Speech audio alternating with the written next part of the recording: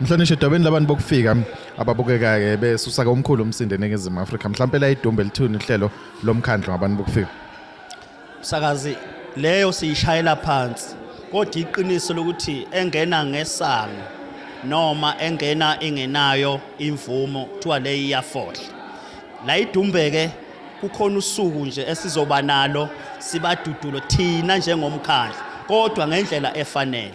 Siyaqinisekisa ukuthi umphakathi waseDumbe makukhona umuntu ongasiwona okufika sicela ukuthi anikelele emaphoyiseni angashaywa angabulawa kodwa agcine kahle anikwe abangaleyo yomthetho bazofika nabaka Home Affairs bamthatha. Khona indawo nje engingafuna ukuyichaza esesiyibona esike saxoxa ngayo ukuthi siyisidleke ngathi sekuyihostel sizoya kuyo ke sikwazi ukuyiqondisa kodwa siyaqinisekisa Msakazi ukuthi umuntu okulelizwe ngokungemthetho sicela ayiqoqe into zakhe ahambe nathi la iDumbe ngoba impilo esesiyiphile endaweni yaseDumbe asikwaze siyibone ngalendlela kodwa ukufika kwabo bebe khona kulelizwe kuyacaca ukuthi kukhona okungasahambi kahle ukuba khona kwabo. Ngakho ke siyacela nje ukuthi iDumbe lincane linje abenze isiqiniseko sokuthi bayaqoqa bayahamba kusala umuntu osemthethweni endaweni yaseDumbe.